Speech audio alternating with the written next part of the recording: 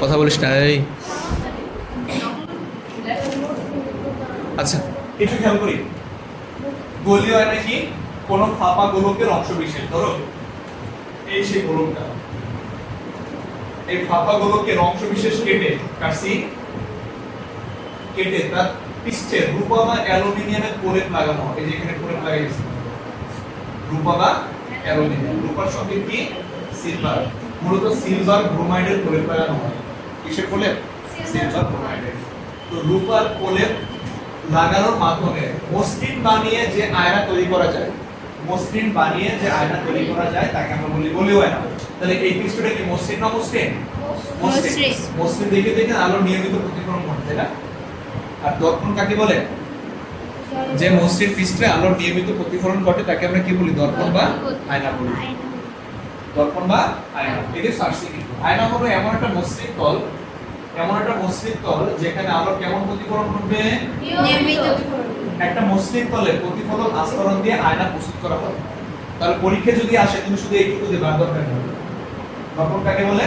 দর্পণ হলো এমন একটা মসৃণ তল যেখানে আলো নিয়মিত প্রতিফলন ঘটে। করা যাবে? অফ করুন নাকি? না দিছি দাও, আলো যাও। ওয়েট, এবার আসি দেখো নিয়মিত প্রতিফলন কি। এটাও কিন্তু আমরা জানি নিয়মিত প্রতিফলন নিচে থেকে দেখা যায়। ক্যামেরা আসে এখানে দেখো নিয়মিত প্রতিফলন কি।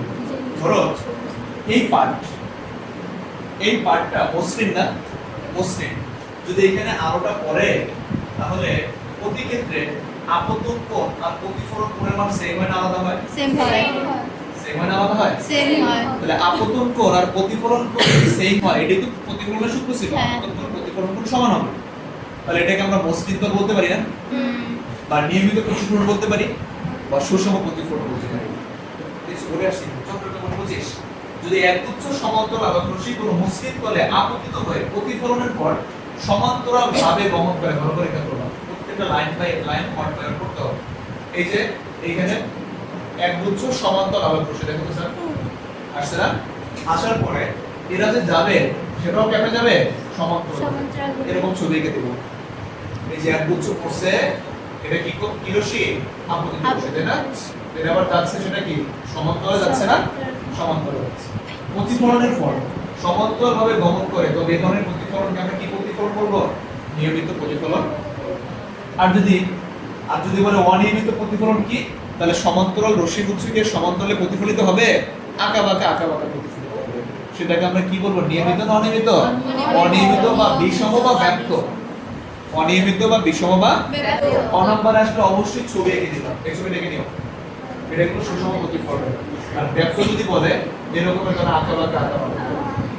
এই একটা পড়লো ও গেল ওইদিকে, এই একটা পড়লো ও গেল কোন দিকে?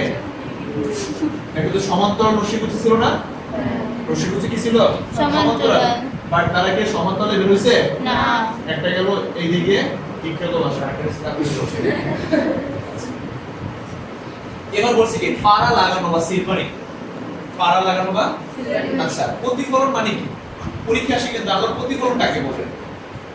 আগে আমরা প্রতিফলন একটু পড়ি। হ্যাঁ, আলোক রশ্মি যখন এক মাধ্যম দিয়ে চলতে চলতে অন্য এক মাধ্যমের কোনো তলে আপতিত হয়, তখন আমি আগে এই পর্যন্ত একটু বুঝি। ধরো আলোক রশ্মি, দেখো তো স্যার এই একটা মাধ্যম, এই পাশে একটা মাধ্যম, নিচে একটা মাধ্যম। তাহলে এই দুই মাধ্যমের একটা নিবেদন আছে না? আছে কিনা? আলোক রশ্মি যখন কোনো মাধ্যমে আপতিত হয়ে আবার ওই একই মাধ্যমে চলে যায়, একই মাধ্যমে চলে যায়, এটি বলছি, তখন দুই মাধ্যমের নিবেদন হতে, এটা কি বলো? দুই মাধ্যমের নিবেদন না? দুই মাধ্যমের নিবেদন। এই দুই মাধ্যমের হয়ে গেল, দুই মাধ্যমের নিবেদন হতে কিছু পরিমাণ আলো আবার কোন মাধ্যমে চলে যায়? প্রথম মাধ্যমে ফিরে আসে, এটাকে বলে প্রতিফলন। আর যদি দ্বিতীয় মাধ্যমে চলে আসে সেটাকে বলে প্রতিসরণ। সেটাকে কি বলে? প্রতিসরণ। পারা যাবে? প্রতিফলন কোণ একটু আগে না করছি আমরা, প্রতিফলিত রশ্মি, এর যদি প্রতিফলিত রশ্মি যদি অবিলম্ব হয়, এর মধ্যবর্তী কোণকে আমরা কি বলবো? প্রতিফলন। প্রতিবিম্ব কাকে বলে? একটু ভালো করে খেয়াল করুন। কোন বিন্দু থেকে নিঃসৃত আলোক রশ্মি, একটা বিন্দু থেকে নিঃসৃত আলোক রশ্মি প্রতিফলিত বা প্রতিসরিত হয়ে যদি দ্বিতীয় কোনো বিন্দুতে মিলিত হয়, বা মিলিত হচ্ছে বলে মনে হয়, ঠিক কি না? প্রথম বিন্দু থেকে যাবে, দ্বিতীয় বিন্দুতে মিলিত হবে, অথবা সেখান থেকে মিলিত হচ্ছে বলে মনে হয়, তাহলে সেটাকে আমরা কি বলবো? প্রতিবিম্ব বলবো। একটা কথা মাথায় রাখো, প্রতিবিম্ব দুই প্রকার, একটা বাস্তব একটা অবাস্তব। তা যখন প্রতিবিম্ব বলবে তার মধ্যে বাস্তবের ডেফিনেশনও দিবা, আবার অবাস্তবের ডেফিনেশনটাও অ্যাড করে দিবা। যদি শুধু বাস্তব প্রতিবিম্ব বলে তাহলে কি বলবা? যেখানে মিলিত হয়। আর অবাস্তব বলে কি বলবা? মিলিত হচ্ছে বলে মনে হয়। পারা যাবে কি? আচ্ছা, নিচে যাও, স্ক্রলিং করো। সেগুলো উদাহরণ কি? আরো যাও, এই প্রধান অক্ষরটাকে বেশি আরো যাও। এই একটা পড়ে যাও। জি জি। ওয়েট, আপনারা শুরু করে যাও। প্রধান অক্ষ, প্রধান ফোকাস, ফোকাস দেখছো এগুলো কত পড়ে আসছে? এইগুলাই আসে। আমি তো করে ক্যামেরা বাবা। আর তিনজন একসাথে বসে না, মানা করছি দেখবেন আমি। রেকর্ড হইতেছে। তো করে দাঁড়াও। আচ্ছা, প্রধান অক্ষ, প্রধান ফোকাস, ফোকাস বিন্দু, ফোকাস দূরত্ব, বক্রতার কেন্দ্র। যদি এগুলো আমরা পড়ছি তারপর আমি এক নজরে একটু বলে দিচ্ছি দেখুন। এটা ছিল কি আয়না? উত্তল অবতল। অবতল অবতল।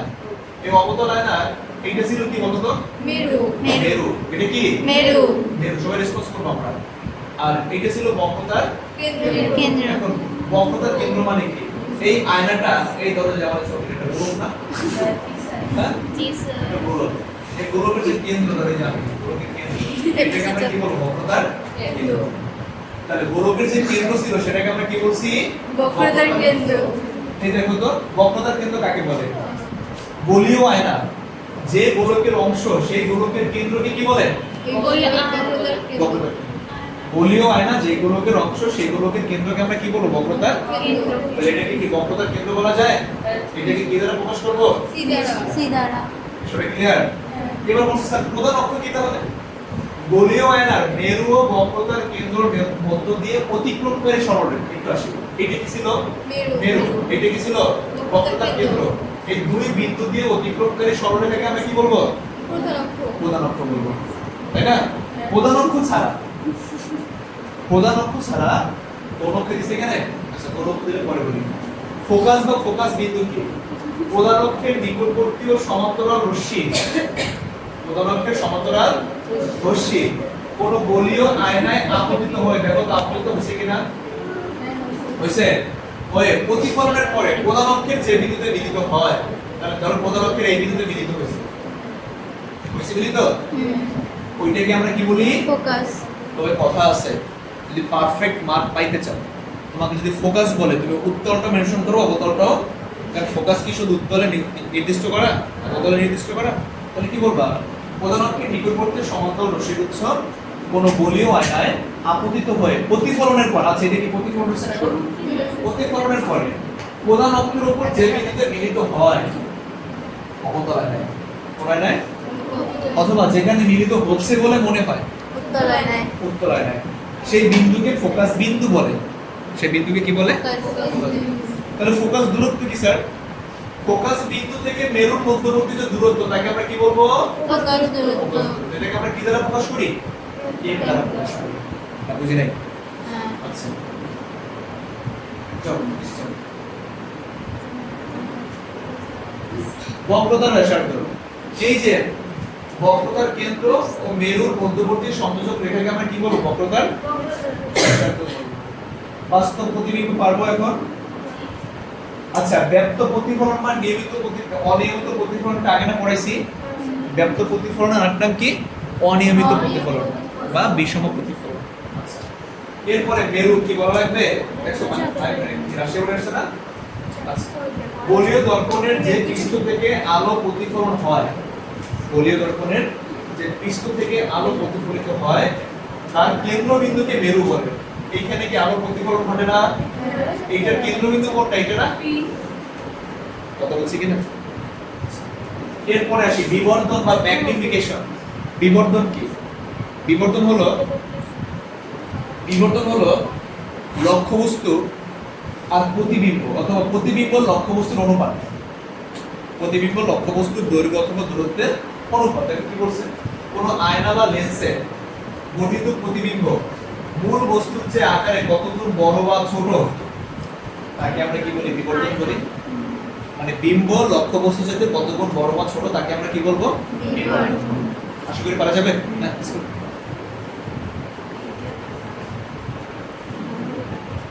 যাও যাও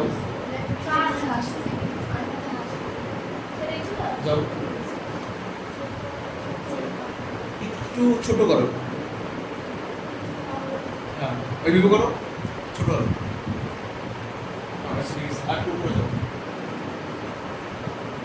দেখো ক নাম্বার এটা তোমার বোর্ডের কোশ্চেন মানে মেন বোর্ডের কোশ্চেন এগুলো আসে আলোর প্রতিফলন বলতে কি বোঝায় যখন প্রতিফলন বলবে প্রতিফলনের ডেফিনিশন দিবা ক নাম্বারে যদি আসে ক নাম্বারে যদি আলোর প্রতিফলন আসে অবশ্যই ডেফিনিশন দেওয়ার পরে ছবি রেখে দিবা এটা আপতিত রশ্মি এটা কি রশ্মি প্রতিফলিত রশ্মি আর এটার নাম দিব কি আমরা অবিলম্ব আর একটু মডিফাই করে দিলা এটার নাম দিবা আপতন বিন্দু কি নাম আপতন বিন্দু আর এটার নাম দিব কি আমরা বিভেদ স্তর এটার নাম কি বিভেদ স্তর আচ্ছা মৃদু আলোতে গাছের পাতা কালো দেখায় কেন কি বলছে গাছের পাতা মূলত কোন আলোর প্রতিফলন ঘটায় সবুজ আলো এই জন্য আমরা গাছের পাতা সবুজ দেখি এবং অন্যান্য বর্ণের আলো সে কি করে ফেলে শোষণ করে ফেলে কিন্তু যখন আলো মৃদু হয় তখন পর্যাপ্ত সবুজ আলো প্রতিফলিত হওয়ার মতো শক্তি পাতায় থাকে না ফলে প্রতিফলিত আলো আমাদের চোখে খুব কম পরিমাণ পৌঁছায় যা অন্ধকারে আমরা দেখতে পেলেও আমাদের মস্তিষ্ক কোনো রং শনাক্ত করতে পারে না তাই আলোর ঘাটতির কারণে পাতা থেকে আমাদের চোখে কোনো নির্দিষ্ট কোণের আলো প্রতিফলিত হয় না বলেই গাছের পাতা অন্ধকারে কালো দেখাচ্ছে একটু বলে পারা যাবে না জিনিসটা আচ্ছা নিচে যাবে বাস্তব বিম্ব করব না ব্যাপার দর্পণের লম্ব এই যে সুন্দর বসে দিছি এমসিকিউতে আসে এমসিকিউতে আসে কোশ্চেনটা দর্পণের লম্বভাবে আপতিত রশ্মি দর্পণের লম্বভাবে আপতিত রশ্মি প্রতিফলিত হয়ে একই পথে ফিরে যায় কেন একটু দেখো না এই যে পরের মানটা আসে তাহলে এইটা ধরো আমার বিবেক তলসে রয়েছে কারণ অংশটা হ্যাঁ এটা ধরো দেখো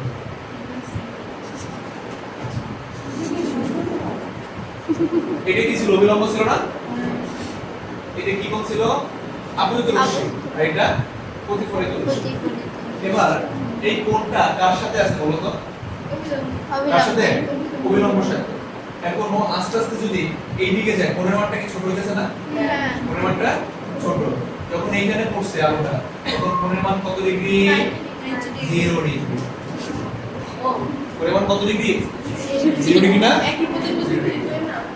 কোণের মান যদি 0 ডিগ্রি হয় সেটা কি কোণ আপতন কোণ না প্রতিফলন কোণ আপতন কোণ তাহলে প্রতিফলন কোণ কত হবে 0 ডিগ্রি কারণ আপতন কোণ প্রতিফলন কোণ সমান হয় না সমান। এটা প্রতিফলনের সূত্র ছিল না হ্যাঁ। তাহলে বলো দর্পণের লম্বভাবে আপতিত রশ্মি প্রতিফলিত হয়ে একই পথে ফিরে আসবে কেন বুঝতে পারছি তো কারণ সত্যই তো এটা ছিল আপতন কোণ আর প্রতিফলন কোণ কি হওয়া লাগবে সমান হবে দর্পণের লম্বভাবে আপতিত রশ্মি একই পথে ফিরে আসে কারণ প্রতিফলনের নিয়ম অনুসারে আমরা জানি আপতন কোণ প্রতিফলন কোণের সমান এইটা হচ্ছে মান এইটাকে মান আপতন কোণ আর প্রতিফলন কোণ পরস্পর কি হবে দ্যাটস ওয়াই লম্বভাবে যখন পড়ে পরীক্ষা আসে আলোটা যখন লম্বভাবে পড়ে তখন আপতন কোণের মান কত হয় 0 ডিগ্রি এইজন্য প্রতিফলন কোণের মান কত হবে 0 ডিগ্রি বাক্স লম্বভাবে ফিরে যায় ফিরে যাও এইজন্য প্রতিটি মাধ্যমিক স্তরে সকল তরঙ্গ দৈর্ঘ্যের পড়ে আসছে পরে অবশ্যই সকল তরঙ্গ দৈর্ঘ্যের বিদ্যুৎ চৌম্বকীয় তরঙ্গ কি আমরা দেখতে পাই না কি বলবা আমাদের চোখের সীমা হলো 380 থেকে 780 ন্যানোমিটার বা তোমাদের বইয়ে যেটাতে সেটা 400 থেকে 700 যেটা দিছে পড়ে 400 থেকে 700 700 ন্যানোমিটার এই রেঞ্জের মধ্যে আলো আমরা চোখে দেখতে পাই এর বাইরে অথবা মানে এর উপরে বা নিচে তরঙ্গ দৈর্ঘ্য দেখতে পাই পাই না কারণ আমাদের মস্তিষ্কে আমাদের চোখে দুটো কোষ আছে একটা হচ্ছে রড কোষ একটা কোণ কোষ কি কোষ বলো তো আর একটা কোণ কোষ এই কোষটা শুধু এই সমস্ত আলোগুলো এই রেঞ্জের আলোটাই কি করতে পারে আইডেন্টিফাই করতে পারে উল্লেখ করতে পারে তাহলে আমরা কি সব আলো দেখতে পাবো পাবো তুমি কয়টা মুখস্থ করো তাহলে তোমার বলছে অবলোহিত রশ্মি কেন দেখা যায় না কারণ আমাদের দৃষ্টির সীমা হচ্ছে কত 380 থেকে 780 ন্যানোমিটারের মধ্যে এর বাইরে দেখা যাবে দেখা যাবে এক্স-রে খালি চোখে দেখা যায় না কেন ওই যে রেঞ্জের বাইরে পড়ছে রেঞ্জের বাইরে পড়ছে দেখা যাবে এক্সটা না বলে যদি গামা রে বলে একই ব্যাখ্যা কিনা হ্যাঁ শুধু একমাত্র ভিজিবলটাই দেখা যায়। আর একটা বিষয় কি তোমরা এই যে রে গুলো আছে না এর রেঞ্জটা মুখস্থ করে ফেললো। ধরো আসছে এক্স রে কেন দেখা যায় না? আমাদের পাল্লা কত বলো তো 400 থেকে 700 বাট এক্স এর পাল্লা কত 10 ইনভার্স 8 থেকে 10 ইনভার্স 12 মিটার। 10 ইনভার্স 8 থেকে 10 ইনভার্স 12 তাহলে এটাকে দেখা যাবে নো চল কিছু আরেকটু দেখাচ্ছে না তাহলে কি আরেকটু করে পরে, দেখা আরেকটু পরে, আরেকটু পরে। তো, যেটা বলে সেটা করে দেখছে ঠিক আছে। প্রতিফলন পৃষ্ঠে লম্বভাবে আপতিত রশ্মির ক্ষেত্রে প্রতিফলন কোণের মান শূন্য কেন? এটা কি আমার বলা লাগবে? না এটা আগে ঠিক আপতিত রশ্মিটা অবিলম্ব বরাবর পড়ছে না, হুম। সেটা কেন শূন্য আর কি বলা লাগবে আমার? না পড়ে আসছি চলো চলো। তুমি দেখেই বুঝবা নিচে যাবো না আমি কি করবো এখানে। আলোর নিয়মিত প্রতিফলন আর অনিয়মিত প্রতিফলন কি এক? যদি পার্থক্য বলে ক নম্বরে সবসময় ট্রাই করবা তিনটা ব্যাখ্যা দেওয়ার ট্রাই করো। তিনটা ব্যাখ্যা দিলে স্যার একও কাটতে পারবে না। কথা বুঝছো? 2 মার্ক দেখে দুটো দিন এমন না। এক ডেফিনেশনের মধ্যে সমানার দরকার নাই। ডেফিনেশনের মধ্যে চলবে। একটা আগে দিবার ডেফিনেশন তারপর দুইটা ব্যাখ্যা দিয়ে দিবা। যে তুমি প্রথমে কি বলবা যে আলোর নিয়মিত প্রতিফলন অনিয়মিত প্রতিফলন কি এক? না ব্যাখ্যা করতে বলছে না? ধরো পার্থক্য আসছে আলোর নিয়মিত প্রতিফলনের একটা ডেফিনেশন, অনিয়মিত প্রতিফলনের একটা ডেফিনেশন। নিয়মিত প্রতিফলনে কি হয়? রশ্মিগুলো অভিসারী হয় না অপসারী হয়? অভিসারী হয়। আর অনিয়মিতে অপসারী। অপসারী। আরটা নিজেরা বানাই দাও। নিয়মিত প্রতিফলনে আপতন কোণ আর প্রতিফলন কোণ কি হবে? সমান সমান হবে। হবে আর অনিয়মিত প্রতিফলনে কি আপতন কোণ আর প্রতিফলন কোণ সমান হবে বলো? সমান হবে? হবে না। এবার আসি সিনেমার পর্দা অমসৃণ সাদা হয় কেন? ওই যে বললাম সিনেমার পর্দা সাদা কেন হবে, একটু আগে কিন্তু কথাটা বলছিলাম। যদি ব্ল্যাক করতাম আমরা, ব্ল্যাক কি করে সব আলো শোষণ করে নেয়, তাহলে এই যে প্রজেক্টর দিয়ে যে কালারটা বের হবে সব কালার কি দেখা যাবে? যাবে দেখা যাবে না। তাহলে কি হলো বিষয়টা? যদি সাদা দেই আমরা, সাদা কি করে না সব শোষণ করে না, কিন্তু সবটাকে সে কি করে দিবে? প্রতিফলন করে দিবে। বুঝছেন না? সাদার মধ্যে কিছু এই, গাছ আচ্ছা, নিচে যাও। অমসৃণ কেমনি Wait. নীল আলোতে গাছের সবুজ পাতাকে কালো দেখায় কেন? কারণ সে সবটা শোষণ করে নেয়। সবটা সে কি করে নেয়? শোষণ করে নীল নেয়। আর কালো। শুধু কোনটা দেখা যায়?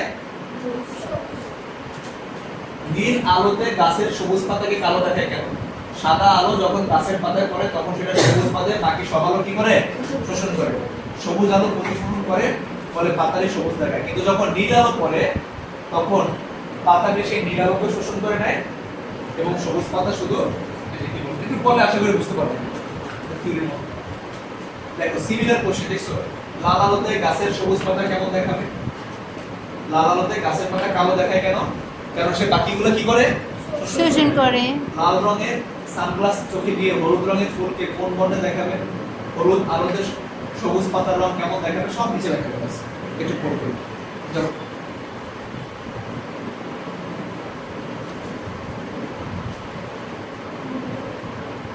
আরো যাও।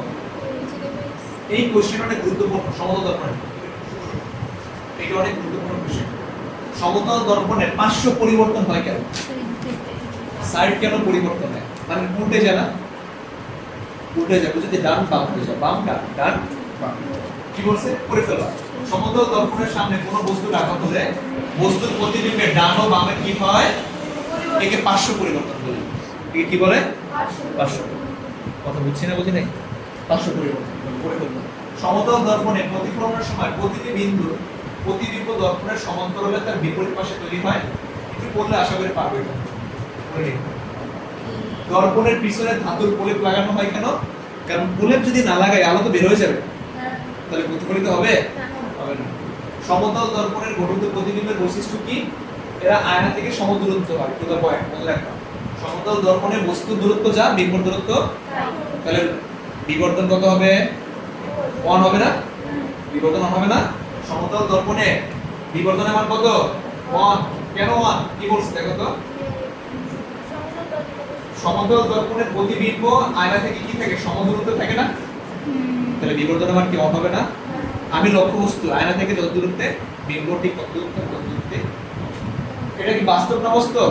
অবাস্তব। এটা সোজা না উল্টা? সোজা। অবাস্তব মানে কি? সোজা, সমান দৈর্ঘ্যের। এই জন্য তো এম এর মান 1 আসতে পারে। এম এর মান 1 হয় কোথায়? সমতল দর্পণে। আর কোথায়? অবতল দর্পণে হয় যখন বস্তু থাকে কেন্দ্রে। বস্তু কই থাকে? প্রতিবিম্ব বলতে কি বোঝায় বলা দরকার আছে আর? নাই। প্রতিবিম্ব কয় প্রকার? দুই প্রকার, বাস্তব, অবাস্তব।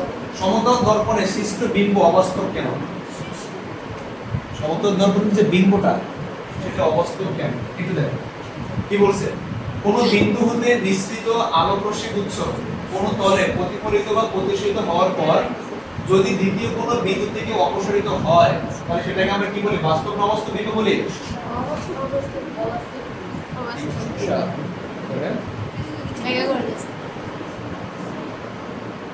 অবাস্তব প্রতিবিম্ব বলে। সমতল দর্পণের ক্ষেত্রে আলোকরশ্মি অবিলম্বভাবে দর্পণে আপতিত হয়ে ওই পথেই প্রতিফলিত হয়। বিষয়টা কেমন একটু দেখো তো। ধরো এই যে এইখানে পড়ছে,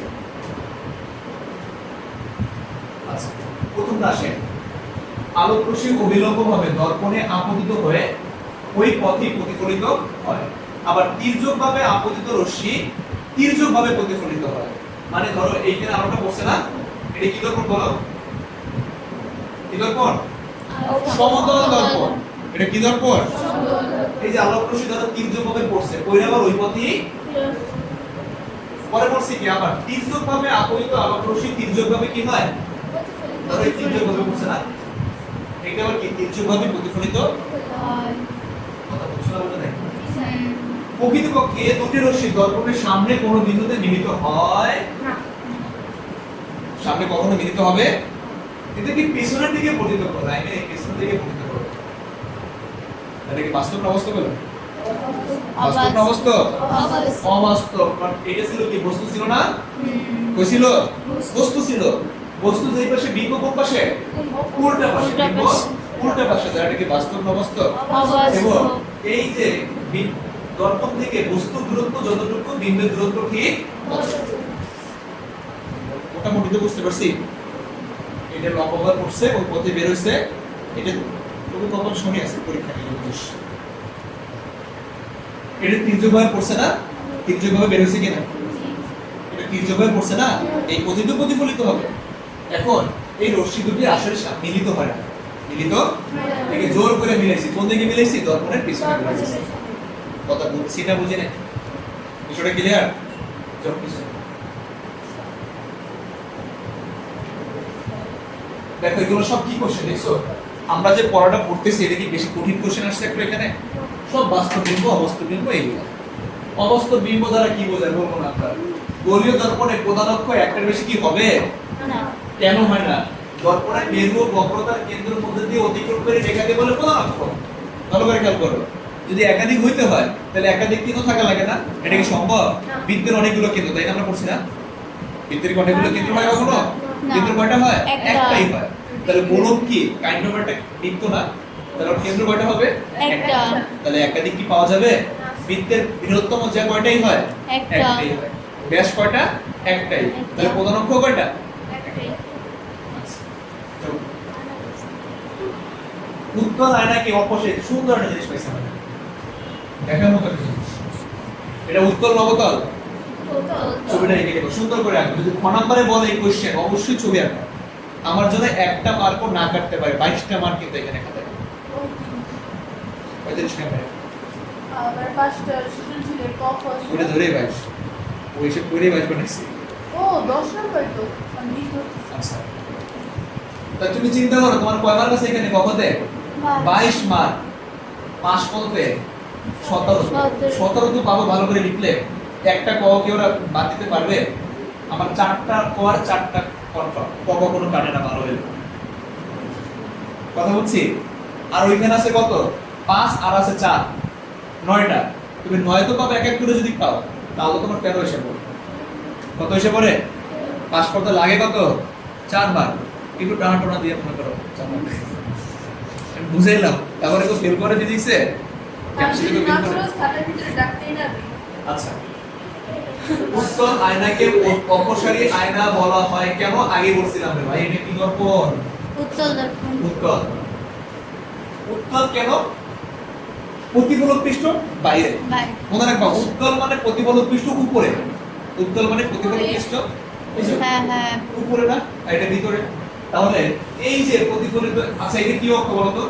প্রধান অক্ষ।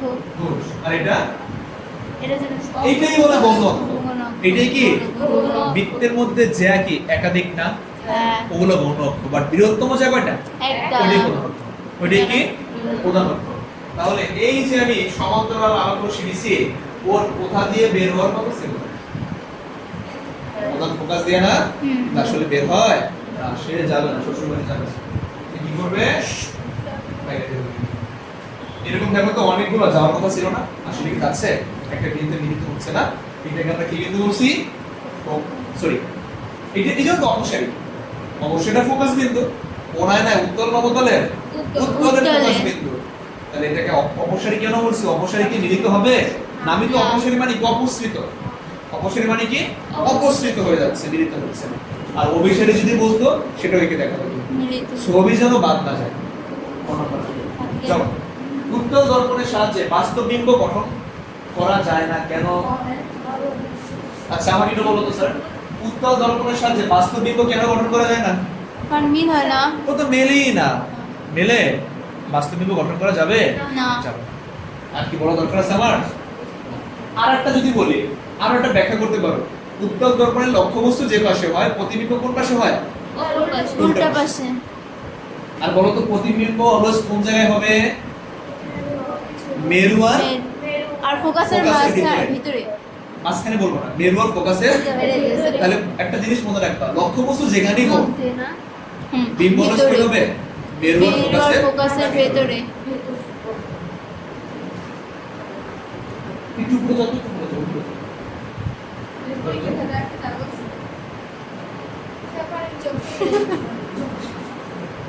পানি করা না। এই চাটু যাও, ওটার বলবো না, ওটা বলছি। আটু উপরে যাও। বাস্তব বিম্ব আর অবাস্তব বিম্বের পার্থক্য। বাস্তব বিম্ব আর অবাস্তব বিম্বের পার্থক্য। আগে ডেফিনেশনটা দিই। দিছি? এইটার জন্য এক মার্ক বড় কথা হবে। বুঝছে? বাস্তব বিম্ব উল্টা না সোজা? উল্টা। এইটা আসার মতো একটা কোশ্চেন, আসার মতো একটা কোশ্চেন। যে বাস্তব বিম্ব আর অবাস্তব বিম্ব কি? অথবা এর পার্থক্য লেখো। বাস্তব বিম্ব উল্টা, অবাস্তব বিম্ব সোজা। বাস্তব বিম্ব পর্দা ফেলা যায়, অবাস্তব বিম্ব ফেলা যায় পর্দা ফেলে কিভাবে স্যার? হয় আর পর্দা ফেলে। আচ্ছা, কখন বিবর্ধনের মান এক অপেক্ষা বেশি হয়? একটু খেয়াল করি। কখন বিবর্ধনের মান এক অপেক্ষা বেশি? একটু বলো তো।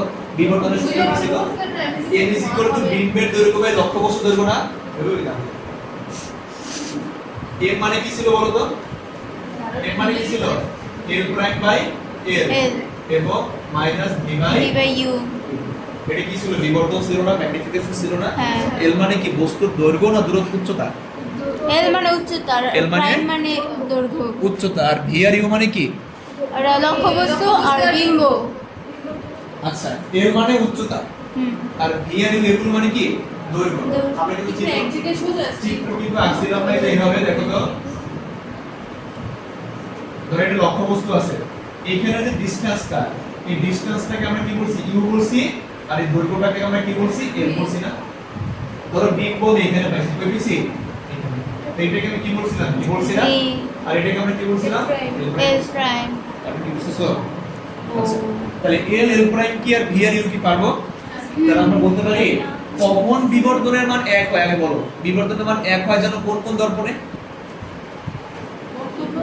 কোন একটা দর্পণে শুধু বিবর্ধনের মান এক হবে? সমতল দর্পণে বিবর্ধনের মান অলওয়েজ কত? কারণ লক্ষ্যবস্তু আর বিম্ব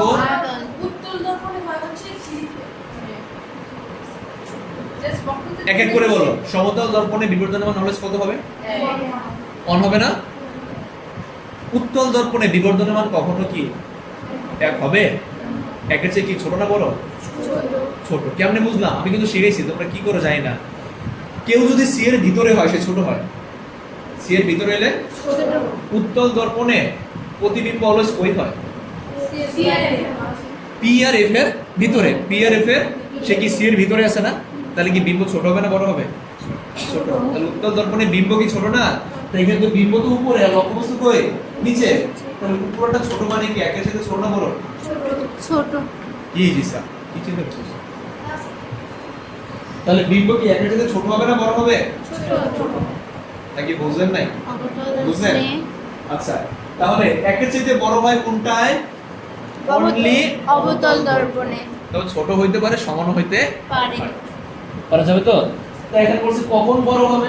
আমি কি বলবো যদি কার মান বড় হয়? এল প্রাইমের মান। L প্রাইমের এটা মান পাগল বড় বুঝি হয়। নাকি? এল প্রাইমের মান বড় হওয়া মানে কি বড় না? আর এল এর মান বড় হওয়া মানে ছোট হওয়া। আমার কথা বুঝছো না বুঝো নাই? আচ্ছা। আচ্ছা এইটা না বলে যদি বলতো কখন বিবর্ধনের মান 1 হবে? কি বলবা? যখন লক্ষ্যবস্তুর আর বিম্বের দৈর্ঘ্য বা উচ্চতা কি হবে? সমান হবে। তখন বিবর্ধনের মান 1 হবে। কখন বিবর্ধনের মান 1 এর চাইতে ছোট হবে? উত্তল দর্পণে আর উত্তল অবতল বাদ দেয় এখানে এল বা ভি দিয়ে রাখতে পারো। যখন এল প্রাইমের মান 1 এর চাইতে 1 এর থেকে ছোট হবে। আর এল এর মান বেশি হবে। বা এল প্রাইমের মান ছোট হবে এল এর মান বড়। একটা কোশ্চেন দিয়ে তিনটা কোশ্চেন সলভ করলাম। এবার আসলে ধরো রৈখিক বিবর্ধনের মান 1.5 বলতে কি বোঝো একটু চিন্তা করো। রৈখিক বিবর্ধন 1.5 ওয়েট তাহলে এম এর মান কত? এম এর মান কত? 1.5 তাহলে আমি বলতে পারি m is equal to l prime by l m এর মান কত এখন 1.5 তাহলে কি বলতে পারি l prime is equal to 1.5 into l না বলতে পারি না তাহলে আমরা বলতে পারি রৈখিক বিবর্ধনের মান 1.5 মানে কি বস্তু প্রতিবিম্বের দৈর্ঘ্য বা উচ্চতা লক্ষ্যবস্তুর দৈর্ঘ্য বা উচ্চতার কত গুণ 1.5 গুণ। না বুঝেন নাই বুঝছেন আবার বলি রৈখিক বিবর্ধনের মান 1.5 বলতে কি বুঝি m is equal to l prime by l না m এর মান কত 1.5 l prime by l l prime is equal to কত 1.5 l তার মানে কি বোঝা গেল l prime এর মান l এর কত গুণ 1.5 গুণ। 1.5 গুণ কথা বুঝছি শিওর এবার আমি যদি বলি এটাকে আরেকটু সুন্দর করে লেখা যায় দেখো তো sir m is equal to 1.5 মানে কি 15/10 না 15 কত বুঝি 15/10 হয় 1.5 এর ভাঙালে কি 15/10 লেখা যায় না হ্যাঁ। লেখা যায় এইটাই তো কার মান রে l prime এর L মান প্রাইমের তাহলে কার মানটা বড় L প্রাইমের মান। কথা বুঝছি চোখ নিশ্চয় কিভাবে বিম্বের পার্শ্ব পরিবর্তন রোধ করা যায় খুব ভালো একটা কোশ্চেন মনে রাখবা সমতল দর্পণ থেকে কোশ্চেন আসলে তিনটা কোশ্চেন আমরা চান্স আছে কি কি বৈশিষ্ট্য কি শিখছি একটু চিন্তা করবা একটা দর্পণ নিছি এইখানটা বিন্দু নিছি লম্ব করে টানছি ওই পথে গেছে তির্যক করে টানছি মিলিত হওয়ার কথা ছিল মিলিত হয়েছে ওই মিলিত হয়েছে পিছনে মিলিত পিছনে হয়েছে মিলিত হয়েছে। তার মানে সমতল দর্পণে লক্ষ্যবস্তু আর বিন্দুর দূরত্ব কি হবে সমান হবে দর্পণ থেকে লক্ষ্যবস্তুর দূরত্ব যতটুকু বিন্দুর দূরত্ব ততটুকু ততটুকু। এটাও বাস্তব না অবাস্তব অবাস্তব অবাস্তব। বিবর্ধনের মান কত হবে 1 হবে। শেষ। আরেকটা আসে পার্শ্ব পরিবর্তন কেন দেখা যায় সমতল দর্পণে পার্শ্ব পরিবর্তন কেন দেখা যায় মানে ডানটা বাম হয়ে যায় বামটা কি হয়ে যায় ডান হয়ে যায় এখন রোধ কিভাবে করা যায় একটু একটা ভালোটা কোশ্চেন খেয়াল করো একটু বড়।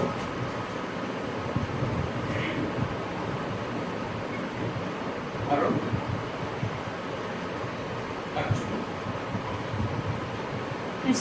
আচ্ছা লেটস সি কিভাবে বিম্বের পার্শ্ব পরিবর্তন রোধ করা যায় সমতল দর্পণে বিম্ব অনুভূমিক বরাবর উল্টে যায় অনুভূমিক বুঝি আমরা x অক্ষ বরাবর বিম্ব x অক্ষ বরাবর উল্টে যায় উল্লম্ব দিকে যদিও কোনো পরিবর্তন হয় না তাহলে পরিবর্তনটা কই হয় মূলত x অক্ষ বরাবর বিম্বের পার্শ্ব পরিবর্তন বলতে সাধারণত আয়নায় ডান এবং বাম দিক বদলে যাওয়াকে বোঝায় এটা কিন্তু পুরো পয়েন্ট পার্শ্ব পরিবর্তন মানে কি সাইড পরিবর্তন আমি একটু যদি চিন্তা করো আমি আয়নার সামনে দাঁড়াইছি আমার মাথা কি নিচে গেছে কি হইছে ডানটা বাম হয়ে গেছে হাতে এভাবে রাখছি বা একটু যদি খেয়াল করো লেখা আমি এই দিক থেকে এটা আমি ডান বলতে পারি আর ওই দিক থেকে যদি এইভাবে দেখি না আমরা তো ওই পাশে ডান হয়ে যায় না যেটা এখানে ডান সেটা ওইখানে কি হয় বাম হয়ে যায় না দেখো তো আমার এই দিক থেকে ডান হ্যাঁ তাই না মানে এটা উল্টে যায় কিনা বলো আমি হ্যাঁ উল্টে যায় এটা বলছে যে ডান এবং বামটা কি হয়ে যায় পরিবর্তন হয়ে যায় পার্শ্ব পরিবর্তন রোধ করতে অর্থাৎ ডান এবং বাম যদি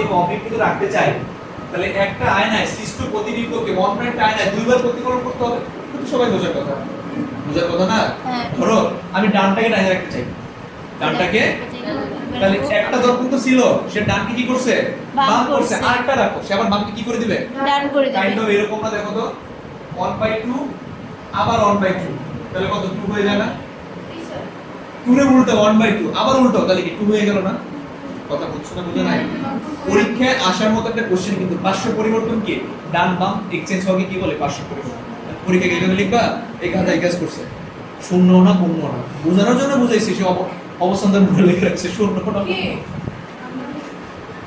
আচ্ছা তাহলে ডান আর যেটা বলছি ডান বাম পরিবর্তনটা এটাকে বলে পার্শ্ব পরিবর্তন তাহলে পার্শ্ব পরিবর্তন রোধ করতে হলে কি করা লাগবে দর্পণ কটা লাগবে দুইটা কটা লাগবে দুইটা দ্বিতীয়বার প্রতিফলিত করতে হবে তাই দুইবার উল্টো এসে কি হয়ে যায় সোজা হয়ে যায় অর্থাৎ দুটি আয়নাকে পাশাপাশি কত ডিগ্রি করে রাখা লাগবে 90 ডিগ্রি করে যদি রাখি কারণ আমার সামনে সমতল দর্পণ কি আমি 90 ডিগ্রি করে রাখছি না লম্বা করে রাখছি না আশা করি এটা পড়লে এটা বুঝতে পারবো আমরা আশা মতো বুঝতে এই যে দেখো এম এর কথা যদি বলি এই যে পার্শ্ব পরিবর্তন দেখছো হ্যাঁ পার্শ্ব পরিবর্তন আর কিছু করো আর নিচে নাও কোশ্চেনটা কি সমতল দর্পণে এম এর বিম্বের পার্শ্ব পরিবর্তন বোঝা যায় না কেন ব্যাখ্যা করো এর একটা সুন্দর একটা কোশ্চেন দিচ্ছে প্রতিসম অপ্রতিসম বলে একটা কথা আছে সিমেট্রি অ্যাসিমেট্রি যা বলি আমরা সিমেট্রি বুঝি সিমেট্রি হলো কোনো কিছুকে কাটলে কোনো কিছুকে সমানভাবে পাওয়া যায় তাকে আমরা বলি প্রতিসম মানুষকে ধরো আমার মাঝখান দিয়ে এইভাবে কেটে দিলাম কেটে দিছি তাহলে এই পাশ আর এই পাশ কি আলাদা হয়ে গেছে না এটাকে বলে দ্বিপার্শ্বীয় প্রতিসাম্য দ্বিপার্শ্বীয় আবার জোড়া লাগিয়ে দেওয়া যায় কিনা বাট আমি এইভাবে যদি কাটি তাহলে কি মিলে না তো বুঝো নাই আমি এইভাবে কাটি এক পাশ মিল আছে না মাথাও আছে পাও আছে বাট এইভাবে যদি কাটে দিই কোনো মিল আছে ওই কি বলে সমানভাবে কাটলে এটাকে বলে প্রতিসাম্য যদি সমান পাওয়া যায় সেটাকে আমরা কি বলি প্রতিসাম্য বলি তাহলে এমটাকে তুমি যেইভাবেই কাটো দেখো তো এই না এই আবার ধরো কাইটে এই পর্যন্ত পাইলাম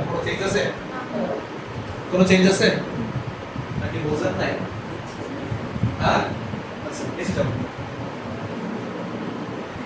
ড্রেসিং টেবিলে সমতল দর্পণ কেন ব্যবহার করা হয় সমতল দর্পণ সর্বদা কেমন হয় সোজা আর যাহা অবস্থা তাহাই কি সোজা এবং বস্তু সমান হবে কিনা বস্তুর দর্পণ হতে যে দূরত্বে অবস্থান করে বিম্ব দর্পণ হতে একই দূরত্বে তৈরি হয় এবং বস্তুর যে কোনো অবস্থানের জন্য বিম্বের প্রকৃতি কি থাকে একই থাকে কিন্তু উত্তল অবতল কি করে চেঞ্জ করে দেয় তুমি কি তোমার আত্মা দেখতে চাও ড্রেসিং টেবিলে হ্যাঁ আল্লাহ যেন কবুল করে আচ্ছা তার ড্রেসিং টেবিলে কেন সমতল দর্পণ নেই বুঝতে পারছো তো কারণ সমতল দর্পণে বিম্বের কোনো পরিবর্তন ঘটায় যা আছে তাই থাকে কিন্তু যদি আমি অবতল দর্পণ দেই তুমি বাড়ি দেখবে কিরে আমার মাথা তো বড় লাগে আমরা হাতির মাথা হ্যাঁ তখন অ্যাঞ্জেল কবে আমি আসলে কি কত ডিগ্রি অ্যাঙ্গেলে আছি আচ্ছা তাহলে ড্রেসিং টেবিলে কোন হারে নেব আমরা সমতল নাকি অবতল আচ্ছা বলো তো উত্তলে কি ছোট করে না বড় করে ছোট করে অবতলে বড় করে আর সমতলে সমান থাকে আমার মতো সমান নাকি পরিবর্তন নাই আচ্ছা পেরিস্কোপে কমপক্ষে দুটি সমতল দর্পণ কেন ব্যবহার করতে উপরে যাবে বাবা বাবা পেরিস্কোপে ওয়াও